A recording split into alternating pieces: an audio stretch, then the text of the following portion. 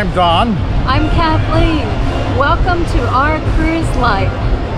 We just boarded Carnival's Paradise in Tampa, Florida. And have we got a surprise for you? Stand by.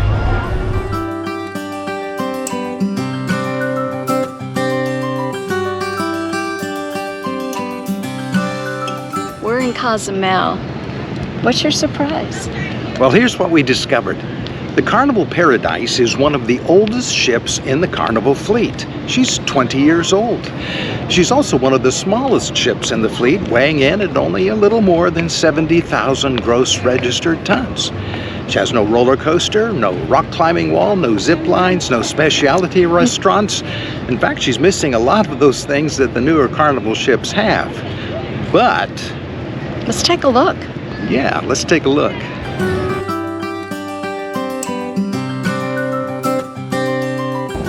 Number one. The Paradise still looks great.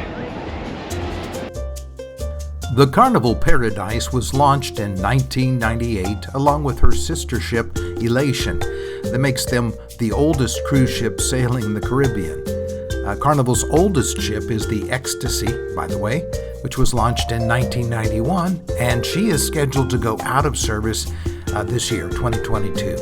The Disney Magic was launched in 1998, so there are a few pre-2K ships out there, but not many.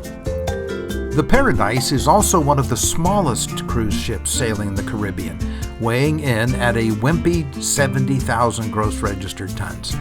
To put that into perspective, during our visit to Cozumel, Carnival's Valor docked next door at 110,000 gross registered tons. The Valor is 50% larger than the Paradise, as you can see here. The Valor also has about 500 more cabins.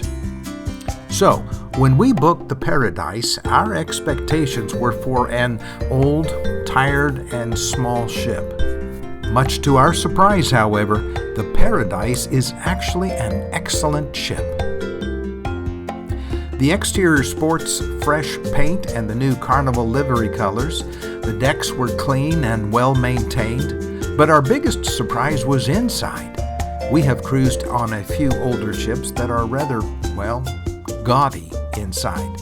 While the Paradise still carries a classic cruise ship style, including all those green eggs all over the place, we felt the appearance of the ship resembled a stylish upscale European hotel. We found no worn carpet, no worn furnishing that really needed to be replaced. We also found no pink, or whatever they call that color, no pink trim and cushions in the cabins. I guess this would be a good time to show you our interior cabin. This is our room, E184. Come check it out. Welcome to our interior cabin. Here we have shelves, drawers, safe, 2 closets. So you have plenty of room for your hang-ups, your bathing suits, your shoes. Bathroom's on the right. It's a little bit different. Hey, and I see somebody there. Look at that gorgeous guy. It's laid out a little bit different. You've got a curtain instead of the... Okay, and then over here, desk. There's the refrigerator. And there's the hair dryer. A little bit more storage here. Nice king-size bed. Lots of room to walk around. TV above the bed. This is great. Good room. We stayed in an interior cabin, but of course there are other types: portholes, ocean view, balconies, and a variety of suites. The heart of the Paradise is the atrium, located midship and extending from deck 7 all the way to the top of the ship. In fact, there's a glass roof over the atrium. At the bottom is the atrium bar, the shore excursions desk, guest services, and the art gallery. Up one deck in the atrium, and you will find the piano bar, the library, and a couple of fun shops. The Elation dining room is accessible here as well. Back to the library. The library has a unique nautical theme. There's a lot of brass and a nice collection of vintage cruise liner models. The library also doubles as the venue for the chef's table dining experience. We will return to the dining room in a moment, but for now let's move forward past the shops and into the Normandy Main Lounge. This is the ship's theater and is quite amazing for a ship of this size. The stage is actually larger than most, and the room is set up more as a show lounge rather than a theater, hence the name. Very comfortable with a good line of sight almost everywhere. Ascend to Deck 9 and out of the Normandy Lounge and onto the promenade. This is the main interior thoroughfare from the front of the ship all the way to the rear, and many of the ship's entertainment venues are along this route.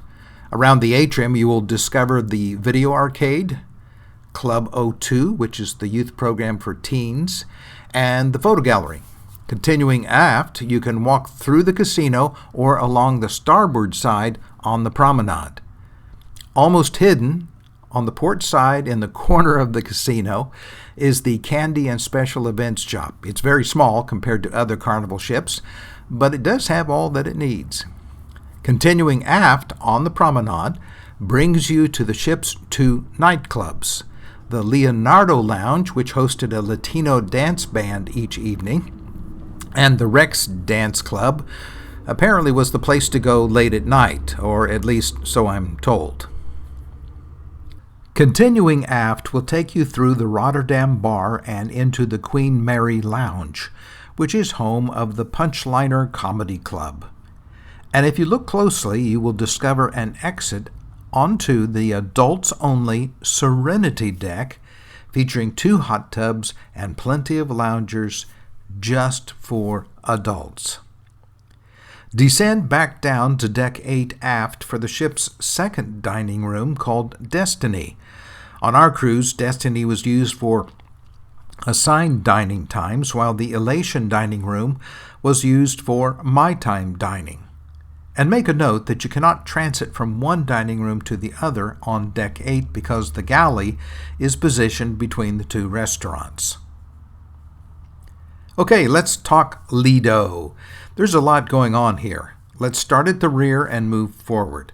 Paris Lido Restaurant is the ship's buffet. Wrapping around the outside and rear is an outdoor deck offering additional seating with sweeping ocean views. It's a great place to view arrivals and departures, or the full moon in our case. Now pass into the buffet. It's small, but so is the ship. There are 2 main serving lines, a salad and dessert bar, a deli, a pizza place, and of course, another bar. Remember that alcohol sales make up a large part of the ship's revenue. Moving forward on the Lido deck and outside, where you will discover Guy's Burger Joint and Blue Iguana Cantina. A unique feature of this area is another buffet station and a large drink station that serves all the sun lovers who are hanging out around the pool deck. There is no outdoor movie screen on the Paradise, but there is an outdoor stage, a feature that was discontinued in newer ships but still offers a fun place for activities on the Paradise. There is 1 small pool and 2 small hot tubs here. And yes, it is difficult to actually swim in the pool when the ship is full, especially on sea days.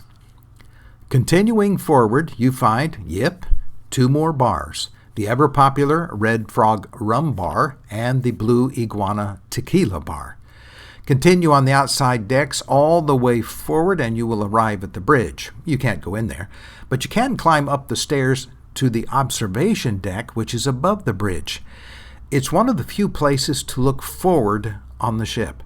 Above the observation deck, on Deck 12, is the fitness center and spa. Camp Ocean is up there too. That's another one of the youth programs.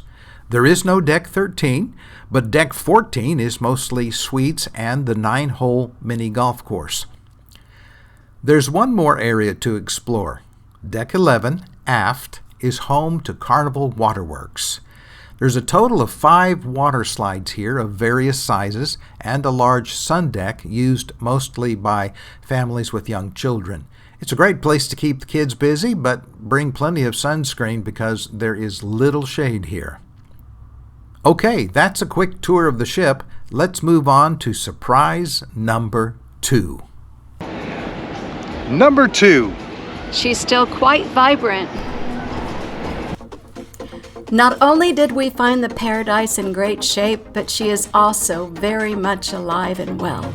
Under the watchful eye of the cruise director and the entertainment team, there is always something to do, some place to be, or a show you wouldn't want to miss.